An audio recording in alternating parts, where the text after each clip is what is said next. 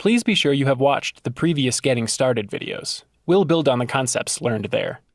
In this video, we'll create an interior room, something that you may create to test out paint schemes or furniture arrangement. We'll build out the basic room, apply some simple colors, and then use the 3D warehouse to find furniture we can put in and arrange.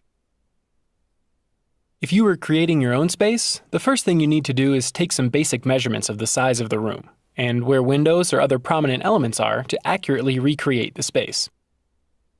We know how to draw accurately in SketchUp from the previous video, so for our example, let's begin by drawing a room that is 16 feet wide by 20 feet long, and push-pull it up 9 feet.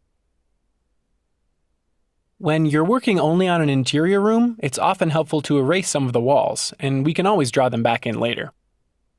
Using the eraser, erase this corner edge, which will delete 2 of the sides.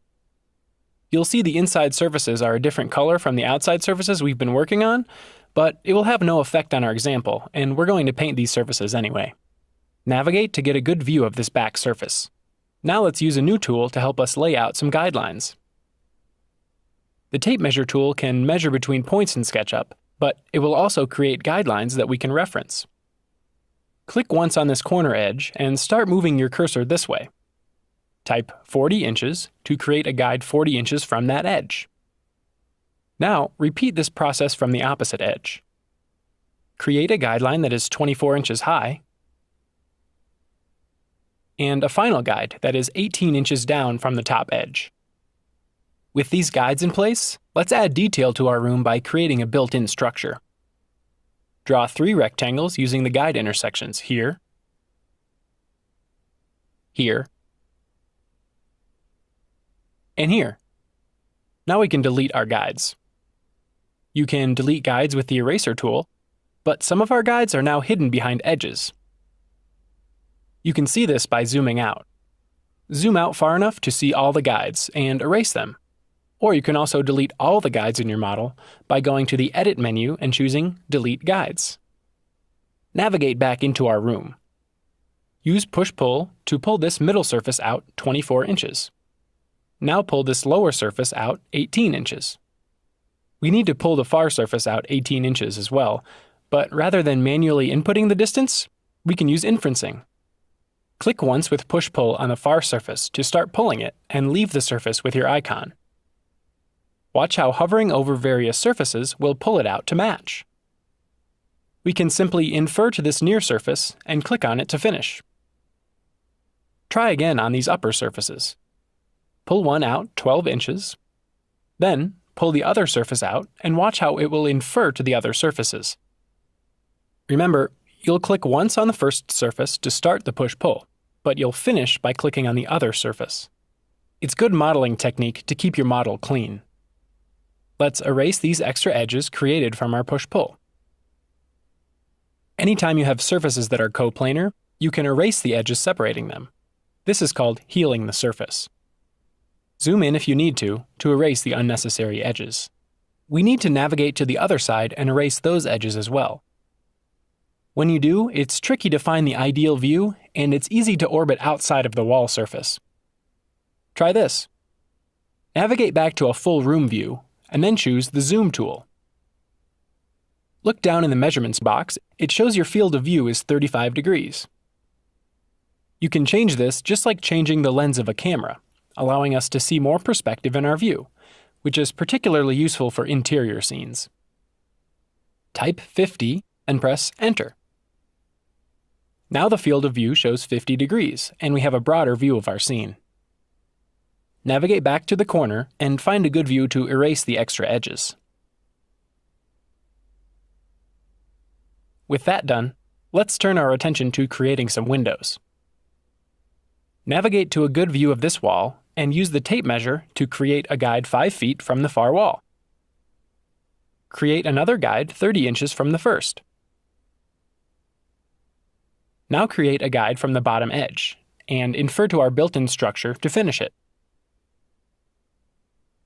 Do the same from the top edge so our windows will line up with the other elements in our room. Draw a rectangle using the guides for our window. Our room will have 3 windows on this wall, and they'll be 18 inches apart. create a guide 18 inches from our new window. Now select the new rectangle, then the Move tool. Move the rectangle from this lower corner and start moving it along the wall. While still moving the rectangle, press the Control key on a Windows machine or the Option key if you are on a Mac. This leaves the original shape and creates a copy for you to move. Use the guideline reference to place the new rectangle. Practice this again for the third window. Create a guideline 18 inches from the new window. Select and move a copy of the window by pressing Control or Option on a Mac. And remember to move it exactly by moving it from a corner to a corner. We are finished with the guides, so go to the Edit menu and choose Delete Guides to erase them all. To make the windows more detailed, we'll use the Offset tool and introduce some new tips to help you work quickly. Zoom into one of your windows and offset the surface inwards 3 inches. Then select the inner surface and offset it 1 more inch. Now, use the Line tool and draw 2 crossing edges from the midpoints of the inner surface.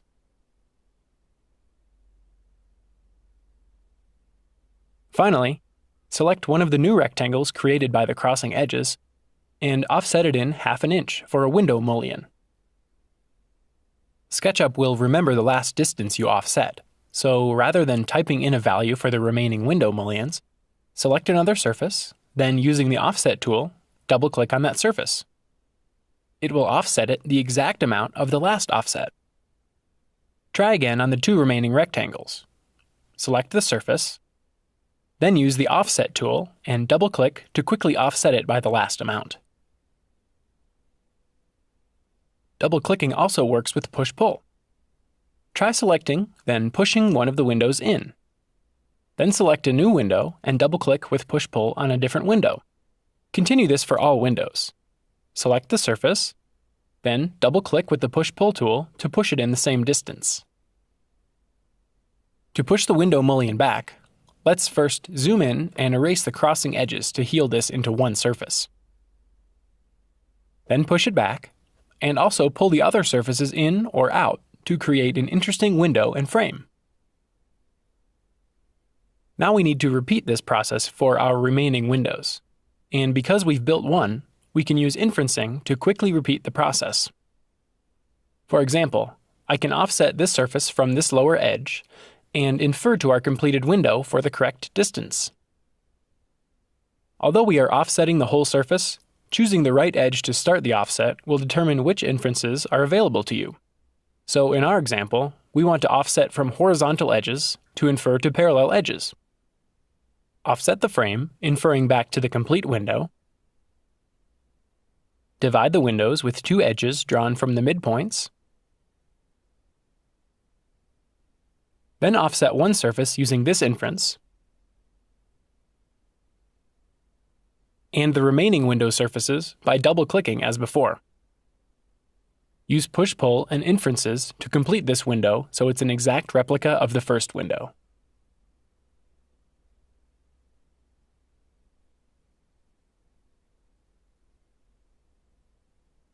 This third window is available for you to continue practicing on. Repeat the steps we've taken to replicate another window. Of note, we are drawing these windows manually to practice these drawing techniques. But in our next video and other videos, you'll learn about better techniques for creating copies and repeated elements. But that is beyond the scope of this video. At this point, our example has some interesting details, but color would help a lot. Let's apply some paint and materials.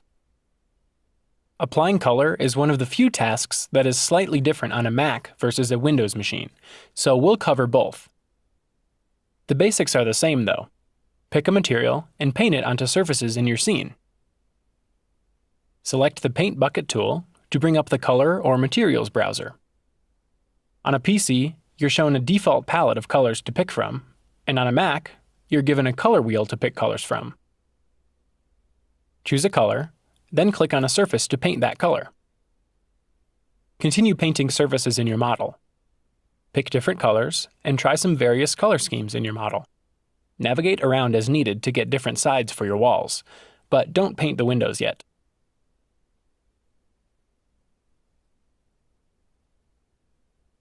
For the windows, we'll introduce a tip to make the process easier. To start, let's pick a pale bluish color to represent the glass in the windows. The trim, however, has lots of little surfaces to work around and paint. Try this. Since our window trim is all still the default blue color, we can paint it all at once by holding the Control key on a PC or the Option key on a Mac. Choose the trim color, hold down the Control or Option key, and click on one window trim surface to paint all the connected surfaces of the same color. With one window done, we can quickly complete the other two. However, we need the bluish window color again. With the paint bucket active, hold the Alt key on a PC or Command key on a Mac to turn the paint tool into a sampling tool. Then click on one of the painted windows to sample and pick that color for use. Now paint the remaining windows. Then hold Alt or Command again to sample the trim color. Then paint the remaining trim as before by holding the Control or Option key. In SketchUp, you can apply full textures and materials, not just colors. On a Windows machine, click the house icon to see what materials have been applied in your model, and open the fly-down menu to access textures to paint in your model. On a Mac, choose the brick icon to access additional textures. Paint some more materials into your scene as you'd like. It's also possible to create your own textures to use in SketchUp. See our documentation for more information. To complete this example, let's add some furniture from the 3D Warehouse, which is an online repository of millions of models where anyone can upload and share SketchUp models. As long as you're connected to the internet, you can search the 3D Warehouse directly from SketchUp.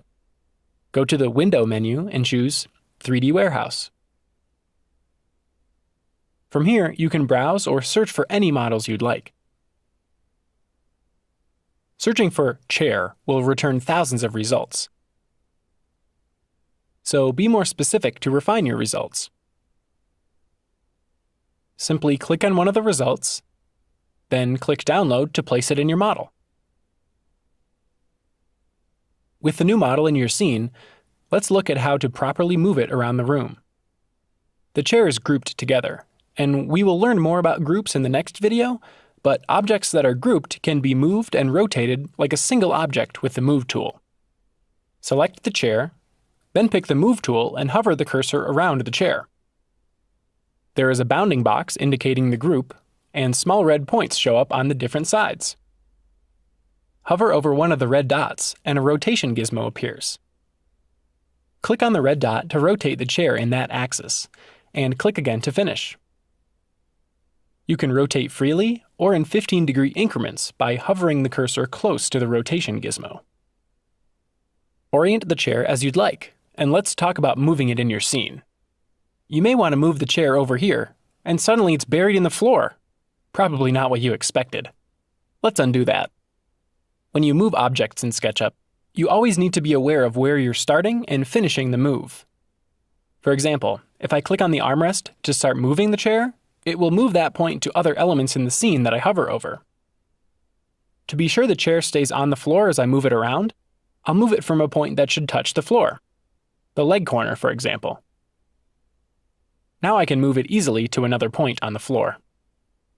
Another way to quickly move it is by pre-selecting the chair. Then, using the Move tool, I can click on some point on the floor and move it to another point on the floor. Remember, though, that you started moving from this point on the floor, so you must move to another point on the floor. You could still move the chair up by moving it to some point on the wall.